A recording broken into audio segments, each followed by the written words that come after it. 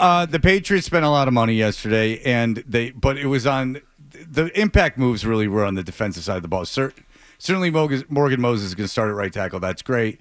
I like Morgan Moses, but you went in thinking, okay, you got to protect Drake Maye and you got to get him weapons. They did neither. What is the reason? Let's just start with this. What is the reason you think they went in all in defensive yesterday? The top reason, far and away, is that that's who was available, because they were ready to throw a big bag at Ronnie Stanley. They did so at Chris Godwin. Reports from the NFL Network, Godwin passed up $20 million extra to remain in Tampa Bay. Can't do much better than offering a guy $20 million more than somebody else. Patriots didn't work. So they have to pivot. And when you looked at the market, as we talked about, it was really Dan Moore Jr. or Morgan Moses, as they saw it. Cam Robinson plays left tackle, but this is a guy who was traded last year in a late-round pick swap, not even straight up for a sixth-rounder. Plays in Minnesota, gives up the more pressures than anyone else in the league. No problem passing on Cam Robinson. So really it was who's available on the market. And that's not to absolve the Patriots of still having, for a third year in a row, a need at left tackle and number one receiver. It's to say those guys don't get to the market. Mm-hmm. And I asked this to Elliott Wolf in September going, hey, you still need this. What are you going to do if you get to free agency and they're not available? And soon after that, CeeDee Lamb gets a contract extension. Brandon Ayuk had just gotten his new deal, et cetera, et cetera. He goes, well, I think we're going to try to sign elite players and we'll just kind of see who's there.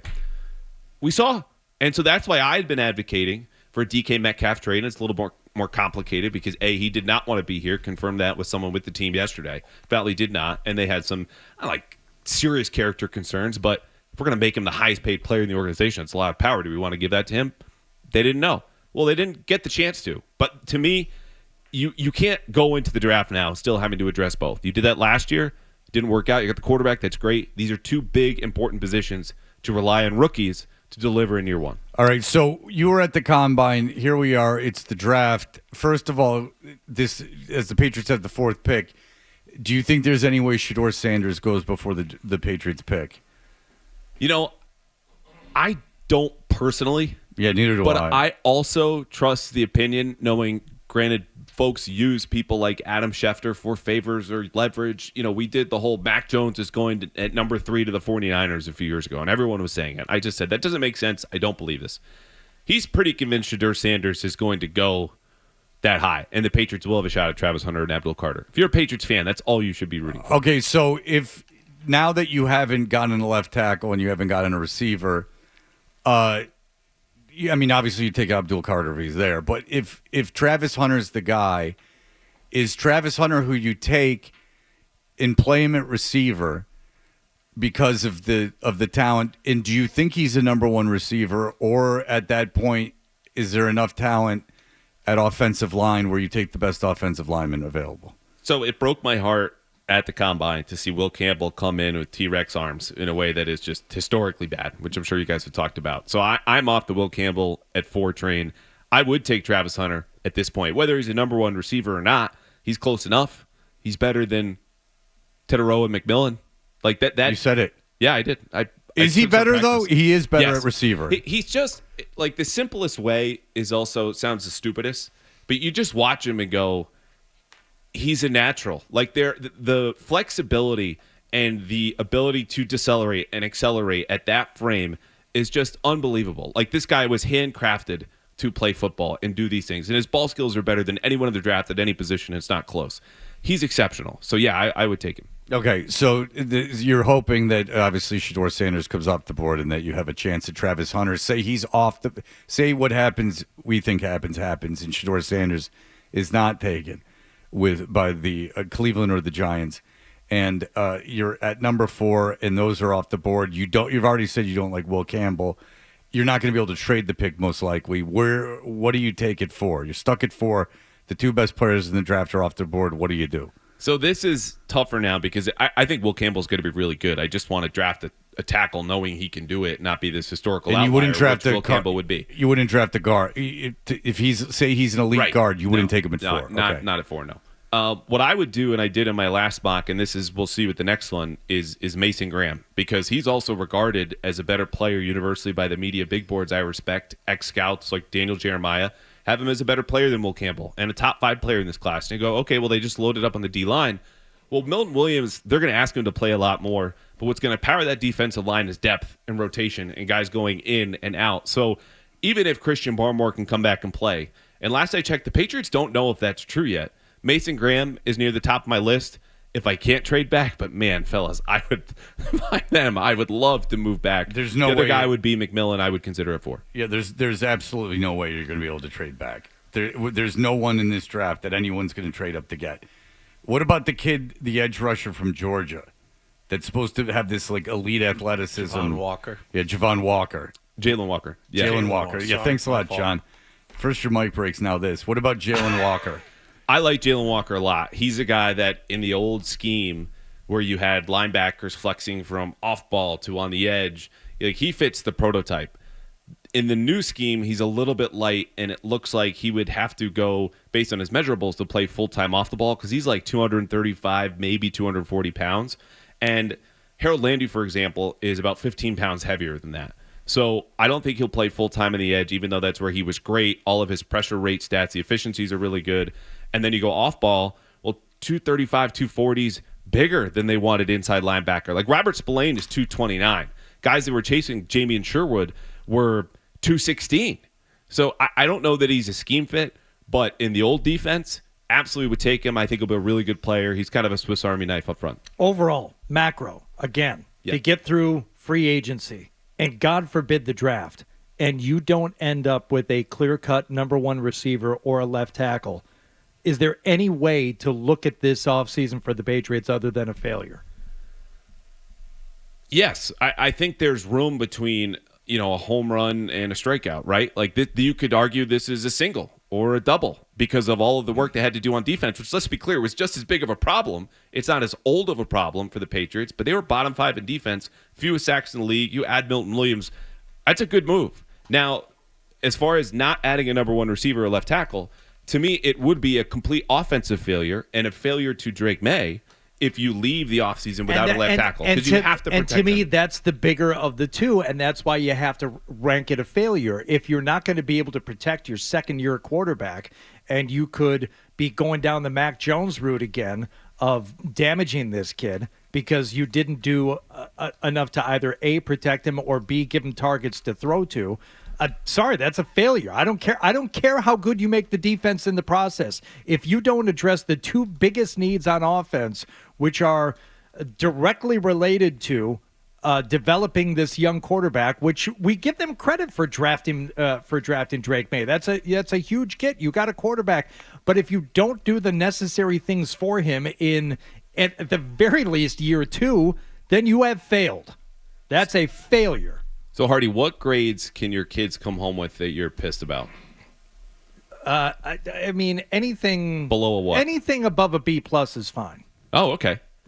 So, Perfection. It depends on the kid in the class. so a C- you'd be upset with. A C-, I think they could probably be doing better. Yeah. Yeah, that's if this offseason stays where it is and they've got still more money to spend, more free agency, obviously the whole draft. I wouldn't rule out a trade, by the way. Cooper Kupp could be cut tomorrow. That's something I would very much keep in mind. Right now, it sits at about a C- to the points that you just gave. Is that a failure? No, because it's not an F.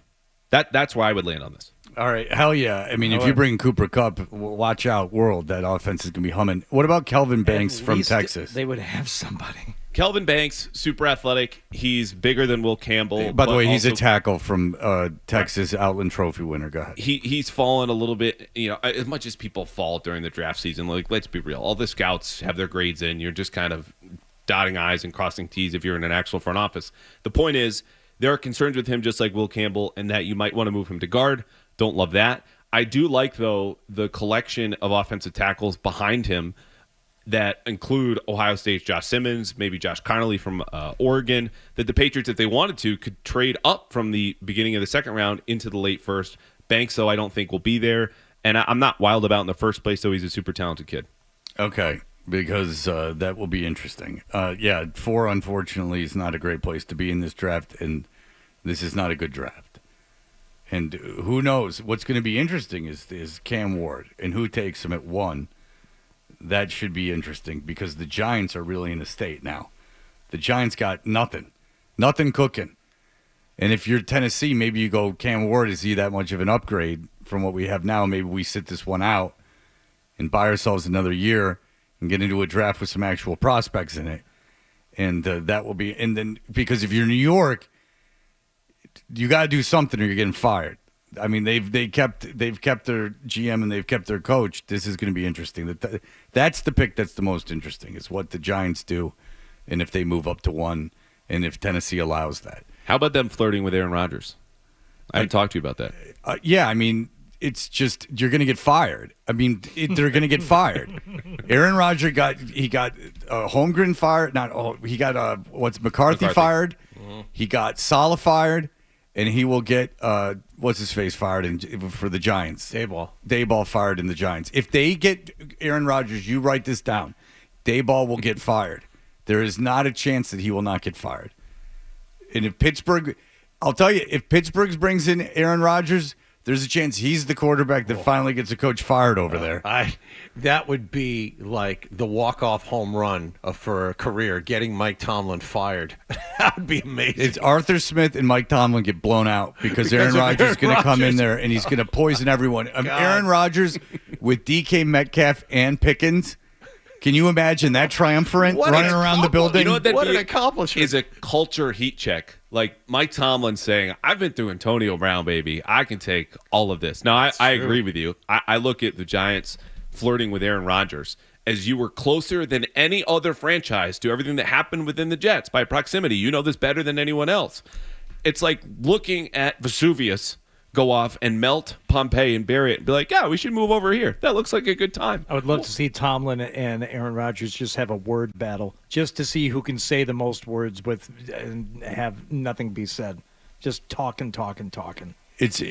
Well, one's far more intelligent than the other. Yeah, I'll tell you, Tomlin's far more intelligent. You know what? That's not completely fair to Tomlin. He will say a lot of words and sometimes give you lots of injury updates that you probably shouldn't be putting out there. I mean, I'm not saying that Belichick's way is the way, but holy crap! Yeah, he'll say too much. Yeah, I just don't see Aaron Rodgers playing anywhere. And I'll tell you this: Aaron Rodgers is so bad. We were talking about out the air.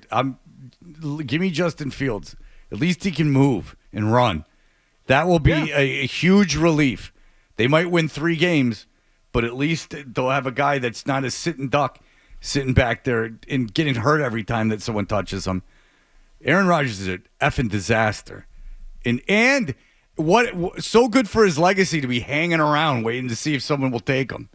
What a way to end your big Hall of Fame career with your 1 Super Bowl is to be hanging around seeing if anyone will take you. Maybe they will, maybe you won't.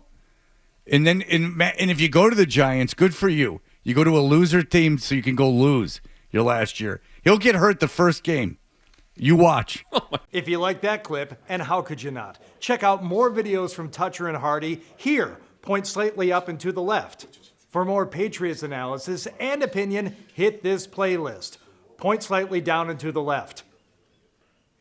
And for the latest from the Sports Hub, download at 985thesportshub.com.